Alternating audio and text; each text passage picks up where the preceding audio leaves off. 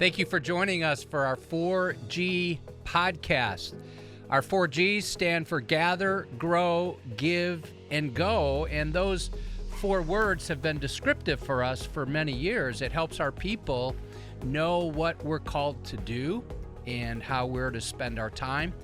To live on mission, all for God's glory, because we want to make disciples of Jesus in our families, in our neighborhoods, and to the nations. Joining me today is Pastor Chris. I'm Brian. And Chris, thanks for joining us today. Yeah. No, it's always, we were just like laughing, and Will is sitting back there just waiting for us to start. So this is always a fun time with you. It is. Yeah. I was telling Brian that I'm like the funniest guy I know. And you so are the funniest guy you know. I think I am. Okay. Chris, I love your joy. What are you seeing God doing right now in the student ministry? Yeah, there's just a ton of things going on in the student ministry right now, and interesting is one of them is our seniors are getting ready to graduate, and so it's this whole process that of change that you have these underclassmen that are beginning to rise up into these leadership roles that our current seniors hold. We're really intentional with our graduating seniors. And so a few weeks ago, we had a night where students were able just to honor our graduating seniors. And how did they do that? Yeah, so they shared stories about the impact that these graduating seniors had on them in their time in student ministry. Like just spontaneously? They're all sharing different things? Yeah, we're just in the student center, and we put our seniors up across the front on the platform, and then a microphone just gets passed around. Oh, that is so cool. Yeah. They'll never forget that. Oh, it's such an encouraging night for those seniors just to hear that their effort of seeing the ministry as part of their mission field, and these students, these underclassmen, as part of their mission field, that it was fruitful.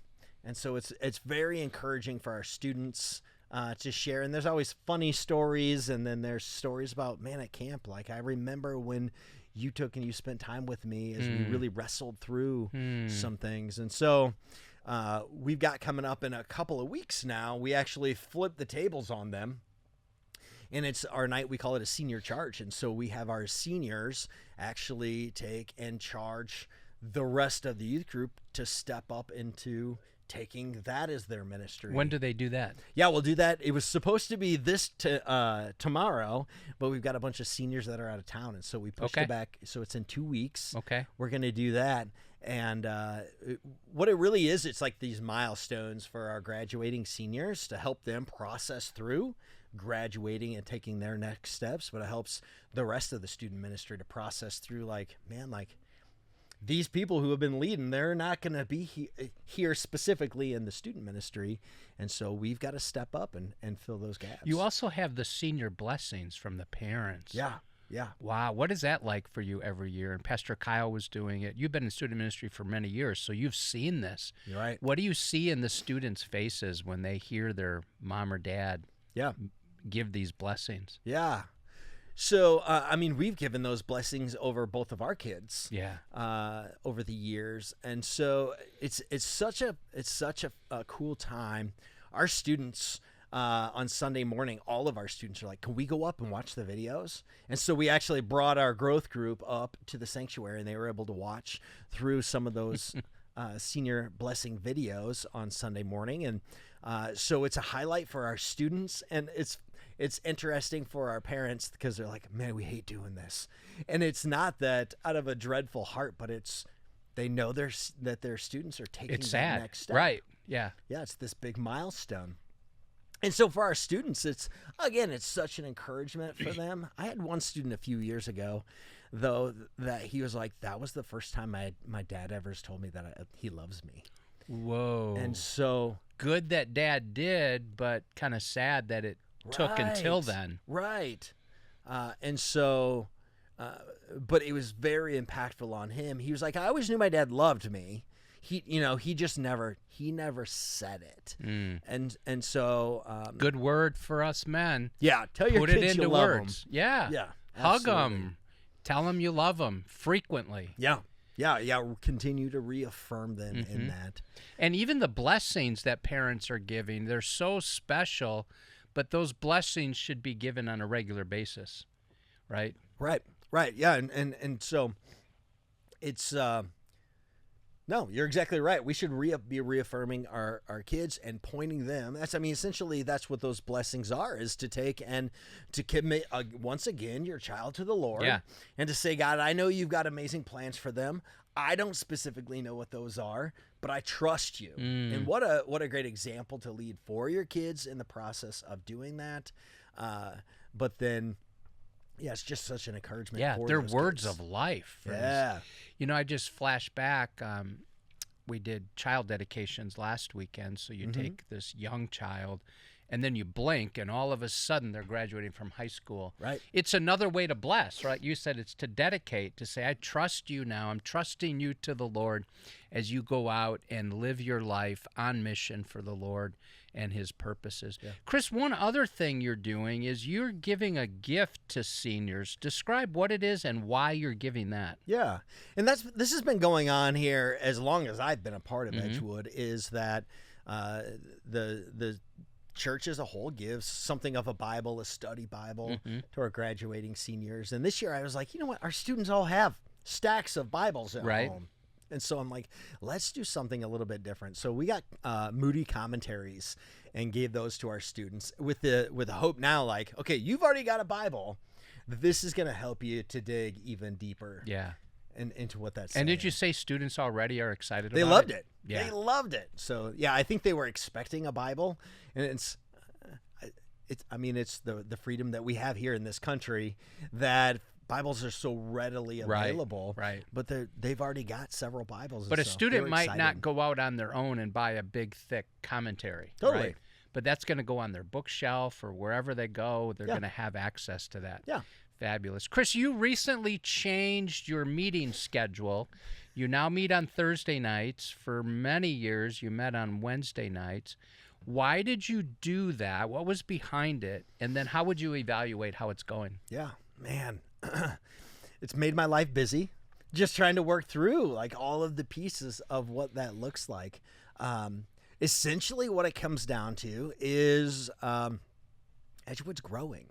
We're reaching more people, and you're seeing that, I think, as the church as a whole, that we continue to have people that are coming and getting engaged. How many people have been joining the church just within the past few months? Right. And so the church as a whole is growing, and a lot of those people that are becoming members have families. Yes. And so that means the kids ministry and the student ministry are growing. Yes. As a result from that. The other piece is that our youth group is got. One night we were discussing the church in the youth group, and I was like, "How many different churches are represented here tonight?" There's a lot. And there was 7 different churches that were represented just that night in our youth group. And so Edgewood's youth group is becoming known not just as Edgewood, but it's just a place where young believers are gathering and we're digging in. So I say all that to say, on Wednesday nights, the building is packed between Awana and then our youth group. And so I was working with Marcy, and I'm like, how do we continue to prepare our fields if God brings more growth here? And so we decided, hey, I'm going to shift youth group from Wednesday to Thursday. It gives me almost the entire facility. Right. That if God wants to continue to grow this ministry, we're ready. And then for kids ministry or Awana on Wednesday night, Marcy has that whole wing that we currently were using that now she can continue to prepare fields. They've got brings more growth there. And so it really is just trying to steward our kids, our students well, and it's trying to steward our facility well. Yeah.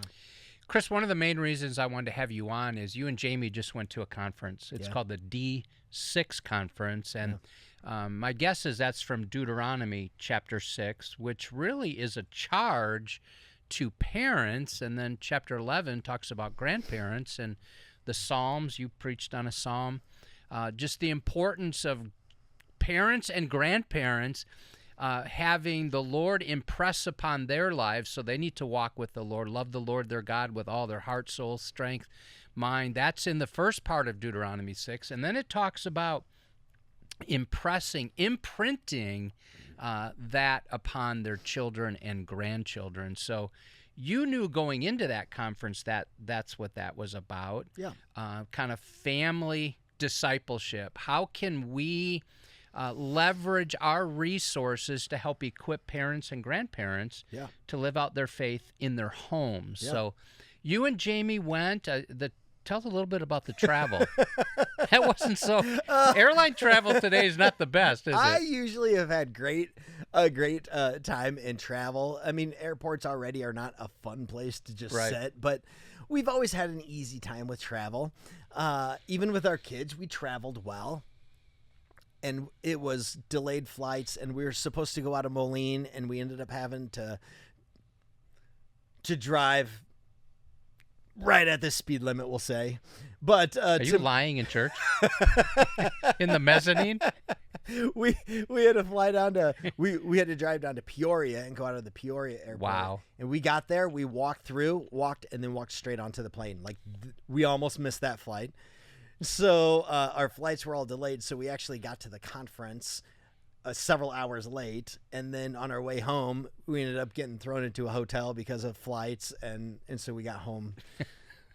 It was long, but anyway, it was fruitful though. Okay. So even through like the hectic of the travel of it all, man, the conference was so good and fruitful. There's something about being around this. There was hundreds of student pastors and kids ministry pastors and family pastors and they just wanted to equip us all. And there's something about being in that environment where everybody's like, we all have the same mission. Yeah. How can we best get there? And so like, these are things that's working in our church, or these are things that I've tried that were just a train wreck, and so how can we just learn from each other?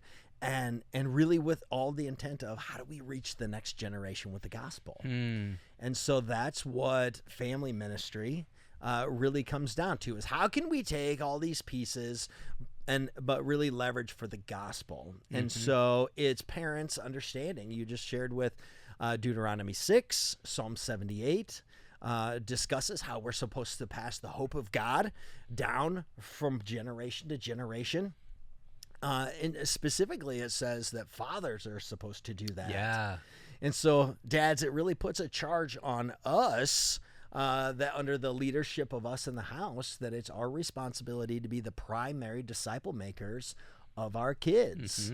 And so, so between Psalm 78, Deuteronomy 6, it just paints this picture of parents, how are you discipling your kids and your students?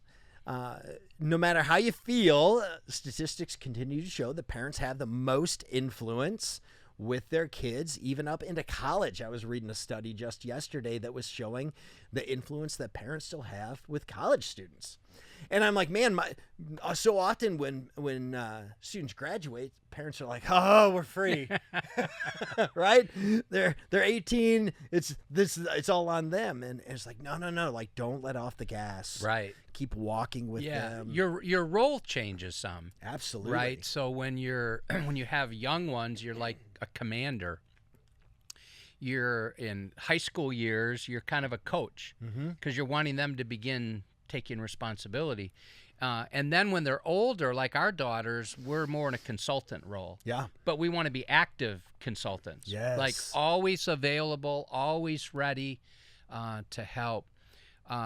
Chris, reflect more on the conference. Was there a takeaway as you look back on it? You're like, whoa, I want to drill down into that a little bit more. Yeah.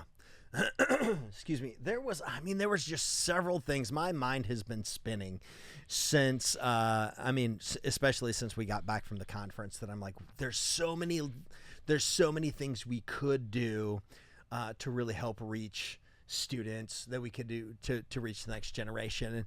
And I think, excuse me, I just think the one thing is, how do we encourage and equip parents to begin something of just short family discipleship? Okay. And so I think we try to overcomplicate what that looks like. And we're like, well, I don't know. Is this like a whole Bible study that I'm taking my kids through? And how do I do that? And I don't feel equipped and I don't feel knowledgeable enough. And it's like, take a breath, And so it's finding a good family devotion that's just, a few verses and a short devotion. But the bigger piece is I love these devotions that end with questions. Yeah. Because now it's opening up dialogue with a parent and their kids. Mm-hmm. It's phones and all these digital things are such distractions that we are really lacking in just casual dialogue with our kids. Mm-hmm. And so if we can open these easy conversations in this time of family discipleship, that we can just have these conversations that are easy. What it does is it's keeping that door open, that when all of a sudden students are in a rough place, right, they know they can come to mom and dad yeah. and have that conversation. Right, because they've been having these conversations. Yeah. And so what I see is in terms of family ministry, family discipleship is like taking small moments and they add up into big moments. Ooh, that's good. Yeah. Because you and I debriefed a little bit is we don't want to add like another ministry here and call it family ministry. No. And the family ministry meets Tuesday nights, and now you have that competing with everything else. Mm-hmm. It's how do we bring that into what we're already called to as a church? Yeah. I also like your idea about resourcing our parents and grandparents with bite-sized things that they can utilize. And we featured a devotional this last weekend. I saw there's still some copies left on that out at the cafe. Yeah, we sold. We had 20 of those copies have gotten picked up. There's just a couple left. Here's what I did find interesting with that is, I kind of hang out on the weekend near the cafe, and so I get to see. Because you like coffee. I really like coffee. Yes. But what I noticed was some of the families that were picking these up weren't the families that I specifically expected to be picking them up. Just from my experience with students, I know some of the families that are already heavily encouraging their students and taking that role of home discipleship. And there were some families that I was like, okay, like this might be their first step in taking this role back on. And so I was so encouraged by that. And there's like, okay, how do we keep this momentum going of helping to equip parents and say, like, this is easy. God knew you. He gave you these kids. He made you a parent. He's going to equip you to be able to disciple them. Yeah, and what strikes me, Deuteronomy 6, it's the regular routines and rhythms of life. Yep. When you wake up, when you're going along the way. In our culture, it might be the minivan, right? Yeah. When you're having meals together, when you go to bed at night. So those are moments that we can leverage as parents and grandparents. Yep. I remember with one grandchild, I was walking outside. We were holding hands.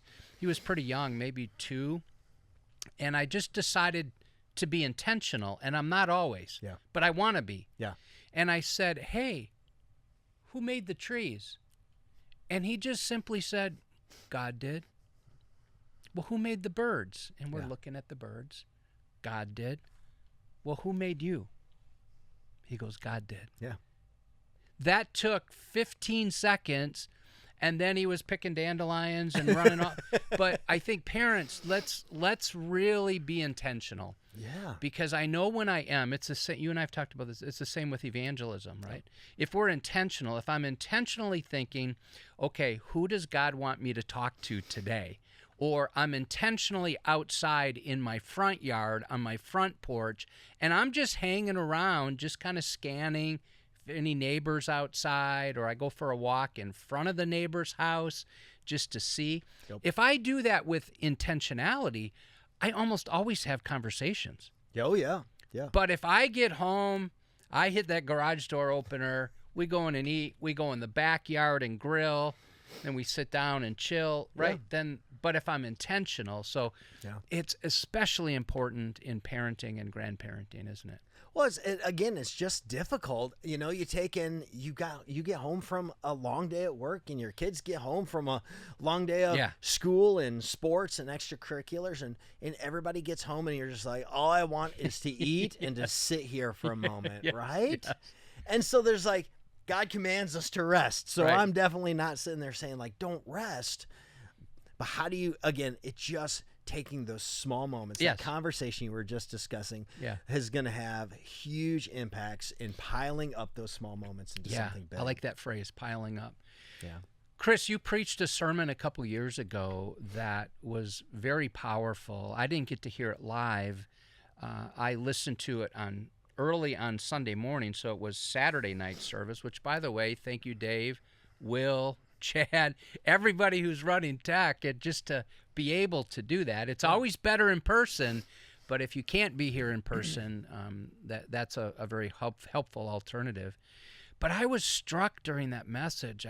When you said when parents and grandparents and the church work together, I don't remember the exact wording, but disciples are made, or amazing things happen. And Chris, the message it wasn't just a sermon. I think it was something pivotal in our church. Like it was a moment, if you will. And I could sense that even listening online. Tell us a little bit about sermon prep. As you were preparing that message, I think I remember you saying that you had some struggles. Oh, yeah. It wasn't because when I'm preparing a sermon, sometimes it just comes together. Yeah. Like this weekend, and it's coming together well, which I'm thankful for that. But I have found when I'm really wrestling and I like, what does this text mean? And what's a biblical outline that captures it? What's the main idea? What are some application points? When all of that's a struggle, often it's that message that God uses in ways I wasn't even expecting. So just let us in on Chris's world, pre-sermon, while you were preaching it, and then reflecting on it. This is An Anatomy of a Sermon by Chris Rogers. Well, first of all, you built that up really big. So just to let you know that no sermon will ever live up to that. So I can just retire. I'm done. I hit my pinnacle. It's down from there, man. Yeah. Sorry, church. Yeah. Sometimes when people say to me, that's the best sermon you ever preached, I'm like, oh, that's not good. Yeah. Anyway. No, this was, I mean, I'll be honest. So this all started back at Christmas when I found out I was going to be a grandpa. And God really just rocked my world with that. And you were such a softie. Oh, I mean, I miss having little kids around my house. Right. I love so do that. I love that time in life. I remember when Sarah's my youngest, and the first day she went to kindergarten, I called my wife up and I was like, hey, what do you think about having another kid? And she was like, no, we're done. So I love having little kids around. And so I'm super excited about being a grandpa. But it really just, it just rocked me a little bit. And it was like, as much as I was celebrating, I was like, how do I be intentional with this? And there's been some guys here in the church, yourself. I watched Dale Steele. I watched Larry Wilson. I watched some of these men here at the church and how intentional they are with their grandkids. And I was like, okay. Larry takes them all camping. Oh, I mean, they're just, you guys are so intentional. That's the only word that I can think of. You're intentional about being grandpas. And so it's just like, okay, like, oh man, like I'm going to be in that role all of a sudden. And so then understanding what that looks like of being a grandpa, what's God called me to as being a grandpa. Anyway, so that really just started this piece of me digging through scripture and looking, and I came across Psalm 78, and I obviously I went straight to Deuteronomy 6, and I'm like, okay, like this is part of my role also. And so I knew clear back in December that I was going to preach on this at some point. But I just didn't know when. I didn't know exactly what it was going to look like. But I knew I needed, if God wrestles with me on some of these things, then I'm like, y'all might as well be along for the ride. Is that why when I asked you, you said yes before I finished asking? Of course. Okay. Yeah, I already was because you were ready. Yeah. No, and I love that. I love it when you give us some of the other pastors here opportunities to preach like that. So Anyway, so I was already moving down a direction, so I had a pretty good idea of what I wanted to say.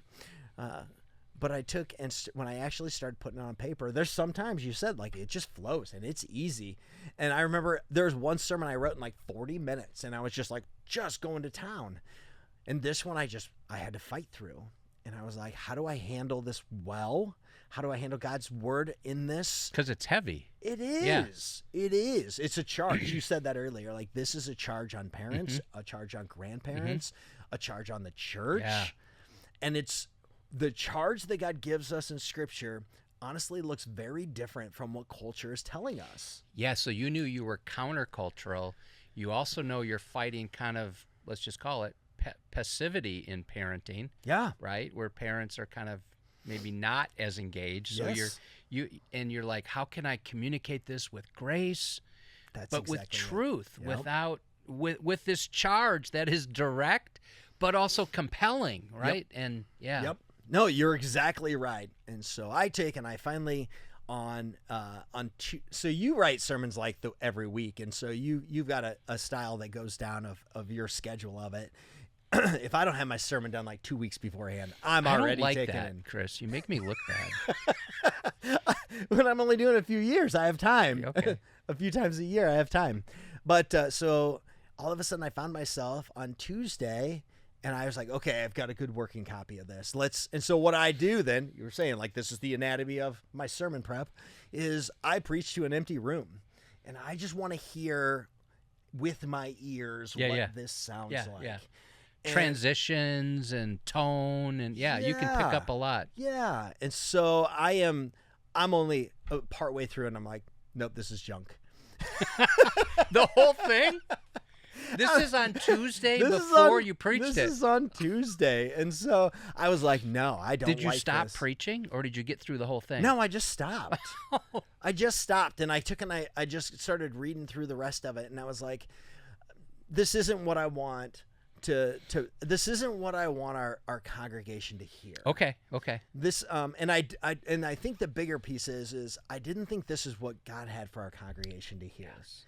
Because when I was reading it to myself, it was very hard, and it was blunt, and I'm like, our parents don't need me to come out swinging. Our parents, because they already feel guilty. Yes. Yeah. Like preaching on Mother's Day. Yes. That's hard. Yes. Yep. And so I'm like, man, how do we take and convey? We all need to step up. Yeah. And how do we convey that with truth, but with grace and love? And that's what I didn't feel in that first version. So I just basically hit the delete button, and I started all over again.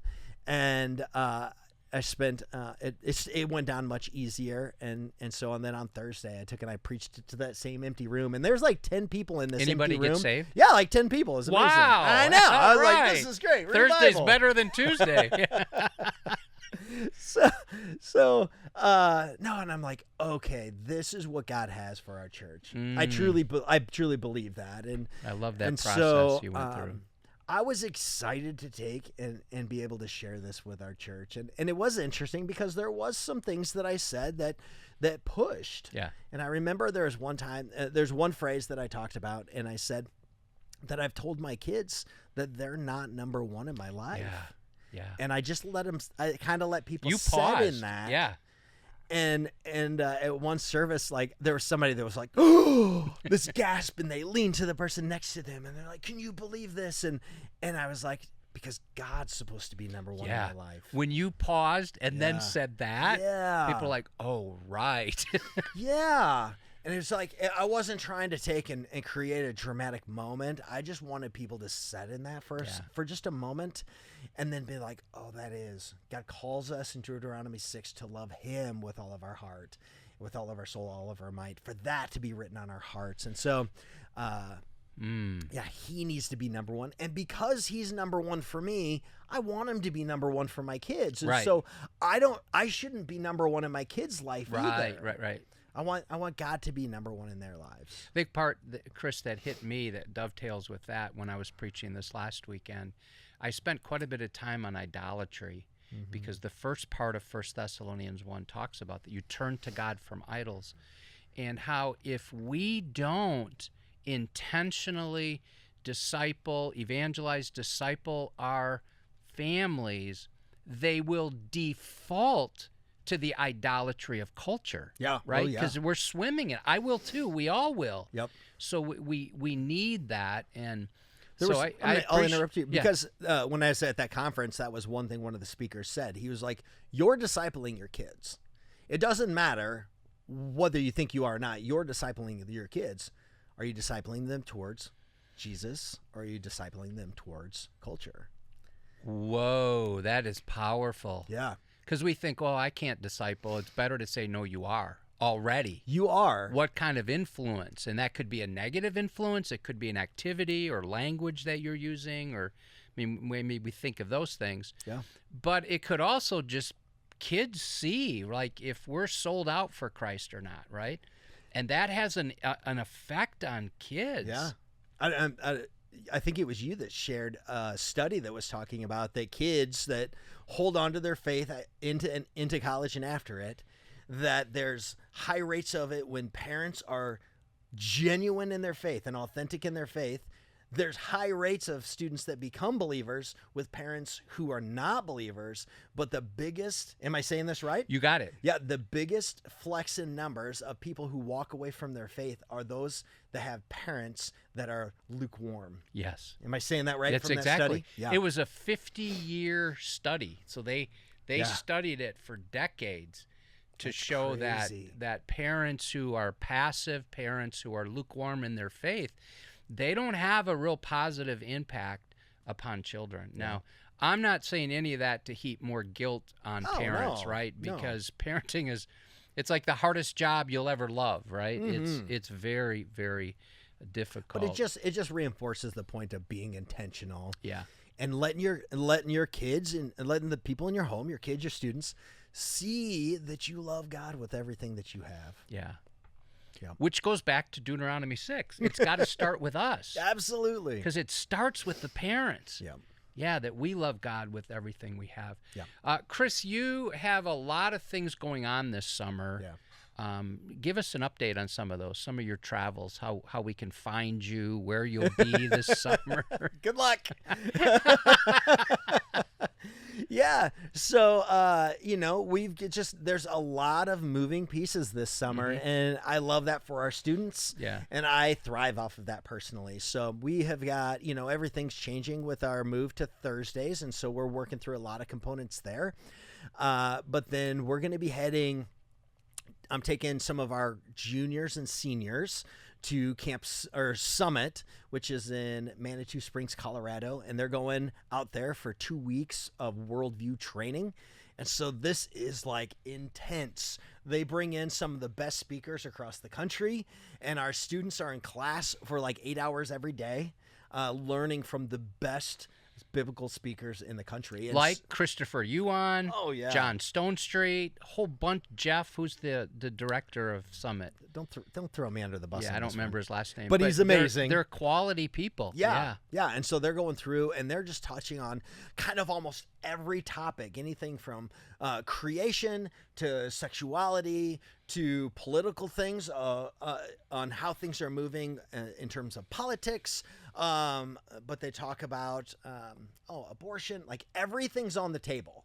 And so one thing that I love about that is that when a speaker finishes, then he goes, it's an old hotel from like the 1800s is where this is at. And after the speaker finishes, he goes out onto the big front porch, and any student that wants can come out and sit on the front porch. And now they've got one-on-one time with him, and they can just ask him questions that they have. Because are the speakers staying there as well? Yeah, most of the speakers are there for at least a couple days. So then they just hang out. They're not some may have to leave to catch a flight. Yeah. But for the most part, they're there for a while. Oh, yeah. I remember I was out there a couple years ago, and all of a sudden I look over, and here's Christopher Yuan having lunch with a bunch of students. Yeah. And I'm like, how cool is that they're making themselves available to be able to have conversations with them. Yeah. So anyway, we're heading to Summit. This is an amazing time out there for our students. They get a time to go and have adventures as well. Whitewater rafting and rock climbing and all that kind of stuff. Don't you make them hike without any water or food? That's what they'll tell you from our time out there before. But we had to promise, hike 5 days with no water or food. The joke always is your parents signed a permission form. So Will's back there laughing because he's heard that statement before. Anyway, so we're going to go out there. We leave the middle of June. We'll be out there for 2 weeks. And then a couple weeks later, our junior high is going to be going up to Camp Forest Springs up in Wisconsin. And they're going to spend a week in this adventure camp out in Creation, taking in and just seeing God out there. You'll see Grant up there, won't you? Yeah, oh, I'm sure Grant will come find us. Okay. Yeah. Miss Chastity is going to be leading that trip up there. And so our junior high is in good hands there. And then later in the summer, the end of July into August, we're going to do a local serving camp for our high school students. And so we're going to be partnering with some of our local Go Team partners and seeing how we can serve those ministries. And then we're just going to have a great time for that camp as well. You know, there'll be times that we're just hanging out, but we'll be out at Camp Milan, so we're here close. But that's going to be our base camp is out there. Mm-hmm. So yeah, lots of fun things. It sounds going like a on. great summer. Yeah, we're excited. What series are you in now on Thursday nights? Yeah, we just launched off a summer series, and it's we're basing it from a book that's radical like Jesus, and so it's taking a look at Scripture and these areas that God calls us to look like as believers, and how that's so countercultural. And so I taught last week, and it was just being radical like Jesus. And so we dug into, as Jesus was in the temple and he was learning from the teachers that were in the temple, and like how his parents had left and didn't realize that that's where he was at. And he comes when I was laughing because I'm like, can you imagine being missing from your parents from a couple days, right, and all of a sudden here your mom finds you and she's like, where have you been? He was like, I'm in my Father's house. Like, where else would I be? That's right. I'm sitting here digging through, understanding who the Father is more, and I'm having conversations on my faith. And he's like, where else would I be? And I'm like, I don't think that would fly with my mom. No. She wouldn't appreciate that. But so we're just talking about some of these ways that we're called to look different than culture. Excellent. Yeah. Chris, you've been on staff here for a while now, and God has used you incredibly. He also used you in the fire department for 23 years. Yeah. And you still have connections there, right? Yeah. And you're also the chaplain in Moline. Yeah. At the fire department. What are you, without, since this is going out, you don't really want to share names, but sure, what do you see God doing in the fire departments, in our community, even after you've left? Because I've heard you say before, like, man, I was there for 23 years, and maybe one or two came to church, but since you've left, we've seen people come to Christ, and continue to get plugged into a church, and how do you process all that? Yeah, I was laughing. I'm like, all it took was me retiring for the revival to break out in the fire department.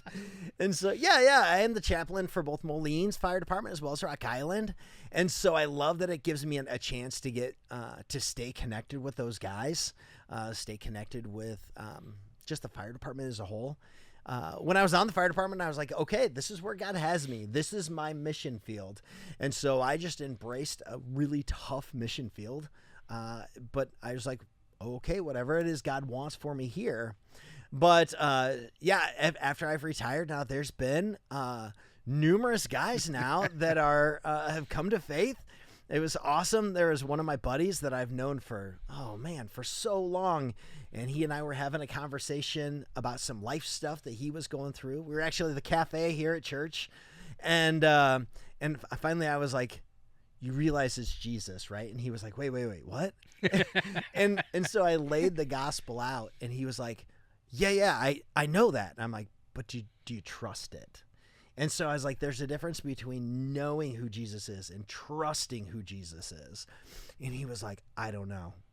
And so we just sat there and we kind of worked through it a little bit. And all of a sudden he was like, yeah, Yeah, let's do this. And so we prayed right down there at the cafe. I love it. And he accepted Christ. And so, yeah, there's just amazing things that's going on like that. But there's even more. I just had the chance to be able to, when guys are going through some tough situations, whether I've had stuff, marriages or health things, or even just recently you're going to make a contact with somebody. Yeah. I'm heading up to visit one of the guys here today. Man, he's just going through some tough stuff right now, and to be able to encourage him, but I'm able to meet him where he's at, with the background and what I know and what I've been through. I'm able to meet those guys still where they're at, in terms of what they see and what they do on the fire department. Right. You get it. Yeah. You know their world. Yeah. And that probably helps them open up to you. Like, Absolutely. Oh, he's one of us. Yeah.